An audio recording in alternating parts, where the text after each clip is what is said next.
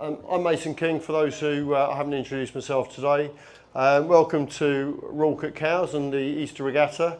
What happens, I think, is as whatever wind you've got, real wind, ground wind, either increases or decreases, it changes massively relative to the wind that's generated by the current. So you can get these shifts, which is more about the wind speed than the direction, if that makes sense. In reality, what happens as we roll forward, this guy starts accelerating, and this guy actually ends up being punished a little bit. Positioning so that you control your leach twist by your sheet tension rather than your car position, because when that breeze drops by a knot, it's dropped by 20%.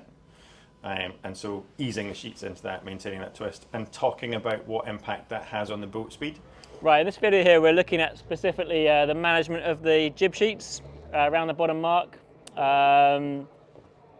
Quite a few of the fleet here, the Cape 31s, went round the bottom mark and didn't have good management on the jib sheet and got what we call a bonner.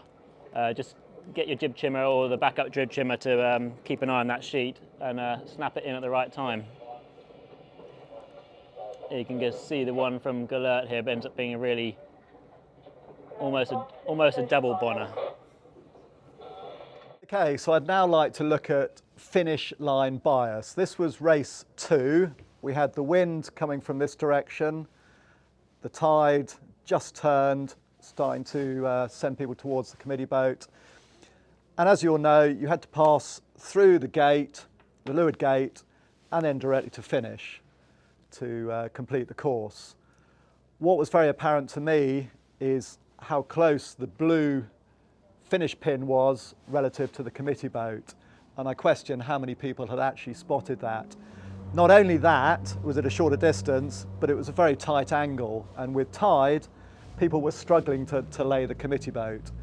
I think the key here is, in any race, every second counts. And there were a lot of seconds to be gained on this particular occasion, was my view.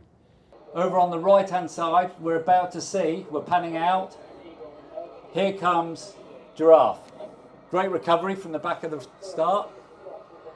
On a nice lay line, nice and hot, coming in. Look at this, look at the weight coming out the back of them compared to these two. Who has rights here?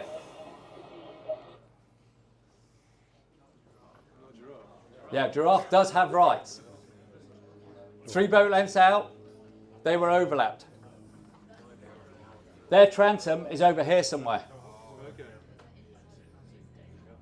So these guys have all the rights. These guys give them space. It's perfect.